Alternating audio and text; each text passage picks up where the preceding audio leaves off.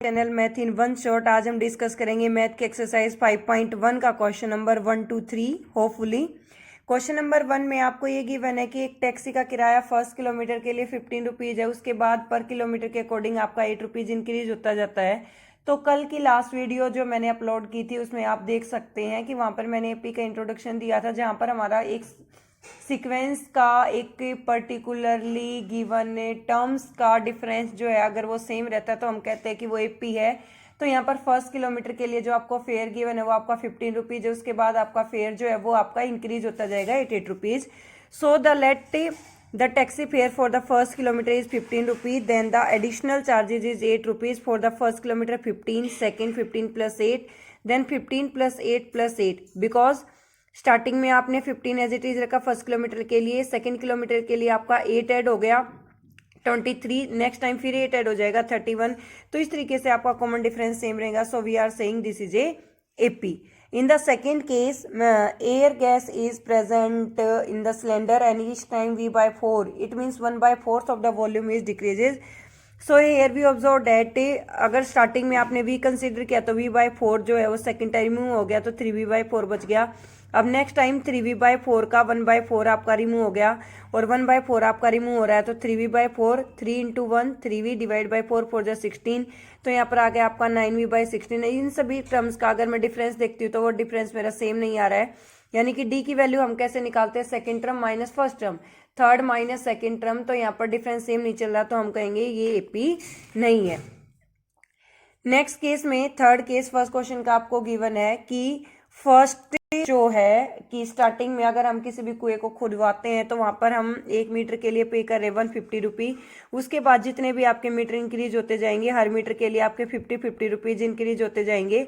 तो first metre के लिए जो है आपका कॉस्ट वो आपका 150 रुपीज है। सेकेंड हर एक मीटर के लिए आपका 50 रुपी इंक्रीज हो रहा है तो सेकेंड टर्म आ जाएगी 150 प्लस 50 यानी कि 200। थर्ड टर्म के लिए 200 प्लस 50 यानी कि 250। इस तरीके से जो टर्म्स हैं यानी कि जो आपका फेयर है जो कॉस्ट है वो इंक्रीज होती जाएगी। तो यहाँ पर जब हम कॉमन डिफरेंस देखते हैं तो फर्स्ट टर्म आपकी थी 150 तो 200 माइनस 150 50 आ रहा है, फिर 250 माइनस से 200 फिर आपका 50 आ रहा है। इट मीन्स कॉमन डिफरेंस आपका सेम चल रहा है तो ये क्या हो जाएगी आपकी AP. In the next case amount for the first year, पहले साल में जो अमाउंट दी जाती है रुपए की वो आपको दी जाती है 10,000 और सेकेंड केस के लिए आपका गिवन है कि रेट जो है वो आपको गिवन है 8%। फर्स्ट ईयर के केस में आपको दिया जाता है 10,000 रुपीज, सेकेंड केस में डी आपका ऐड हो जाता है ए प्लस डी। तो यहाँ पर आ जाएगा 10,000 प्लस 10,000 मल्टीप्लाई 8/100, 20 कैंसिल आउट 10,800 रुपी। थर्ड ईयर के लिए 10,800 का ही 8% दिया जाता है तो आ जाएगा 11,664। तो यहाँ पर जब मैंने डी की वैल्यू फाइंड आउट की, मेरी फर्स्ट टर्म थी फर्स्ट ईयर के लिए, सेकेंड टर्म थी सेकेंड ईयर के लिए, थर्ड टर्म थी थर्ड ईयर के लिए। तो कॉमन डिफरेंस क्या आ जाएगा, second term minus first term यानी कि A2 माइनस A1। फिर नेक्स्ट डी क्या आ जाएगा A3 माइनस A2 यानी कि third term minus second term. तो वो आपने ऑब्जर्व किया कि एक जगह 800 आ रहा है और एक जगह 864 आ रहा है। तो यहाँ पर मेरी कॉमन डिफरेंस की वैल्यू जो है वो सेम नहीं है।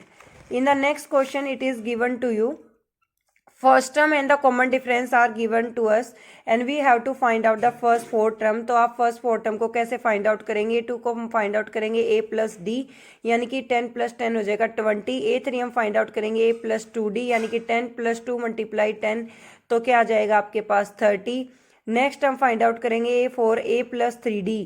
देखो ये किससे आ रहे हैं, इनकी जनरेशन हो रही है AN is equal to A plus N minus 1 into D, जो हमारा एन टर्म निकालने का फॉर्मूला होता है। तो यहाँ पर अगर आपने वैल्यू 2 रखी तो यहाँ क्या आ जाएगा 2 माइनस 1 यानी कि A प्लस डी। तो A2 के लिए हम क्या लिखते हैं A प्लस डी। जितनी यहाँ पर आप टर्म निकालें डी के साथ उससे कम वैल्यू मल्टीप्लाई होगी क्योंकि यहाँ पर है N-1। तो ये आ जाएगा आपका A प्लस 3D को A4 को लिखेंगे A plus 3D, 10 plus 3 multiply 10 तो आ जाएगा 40। नेक्स्ट केस में आपकी ए की वैल्यू गिवन है -2, डी की वैल्यू आपको गिवन है 0, A2 क्या हो जाएगा A प्लस डी -2 प्लस 0 यानी -2, A3 A plus 2D -2 plus 2 multiply 0 -2, A4 A plus 3D -2 plus 2 multiply 0 -2। Similarly A आपको गिवन है 4, डी आपको गिवन है -3, A2 आ जाएगा A प्लस डी 4 माइनस 3 यानी कि 1, A3 A plus 2D 4 plus 2 multiply -3 3 2 6, 4 minus 6 क्या आ जाएगा -2, A4 A plus 3D 4 plus 3 multiply -3 4 minus 9 क्या आ जाएगा -5। साइन उसका आता है जो टर्म बड़ी होती है दोनों का लिया जाता है डिफरेंस जब एक टर्म पॉजिटिव और दूसरी टर्म नेगेटिव होती है। ए आपको गिवन है -1, डी आपको गिवन है 1/2, A2 हो जाएगा a प्लस डी -1 प्लस 1/2 यानी कि -1/2 आ गई। A3 a plus 2d -1 plus 2 multiply 1/2, 2 से 2 कैंसिल आउट, -1 प्लस 1 क्या आ जाएगा 0। A4 a plus 3d -1 plus 3 multiply 1/2 -1 plus 3/2, यहाँ हो जाएगी 2 को ले लेंगे एलसीएम, 2 की 1 के साथ मल्टीप्लाई, -2 प्लस 3 डिवाइड बाई 2, तो answer will be 1/2।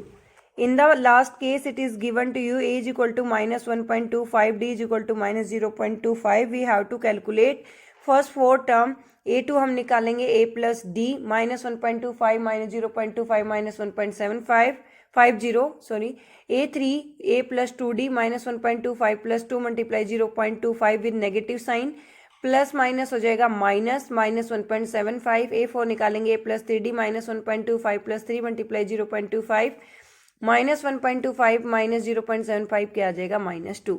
Third question में आपको सीक्वेंस गिवन है और आपको ए और डी की वैल्यू फाइंड आउट करनी है। देखो ये तो बहुत इजी है, जो फर्स्ट टर्म है वही आपकी हो जाएगी और डी भी इजी है। सेकंड टर्म में से आपको फर्स्ट टर्म को सब्ट्रैक्ट करना है, तो 1 - 3 क्या आ जाएगा -2, यहाँ पर ए की वैल्यू -5 हो गई, डी क्या आएगा A2 - A1 -1, ये फॉर्मूले का माइनस, ये A1 की वैल्यू -5 माइनस हो गया प्लस 5 - 1 क्या आ जाएगा 4। ए आपको गिवन है 1/3, डी आपको गिवन है A2 - A1 5/3 -1/3, take 3 LCM 4/3, A is equal to 0.6 first year में, डी क्या आ जाएगा A2 - A1 1.7 -0.6 that equal to 1.1। Thank you so much for watching, bye.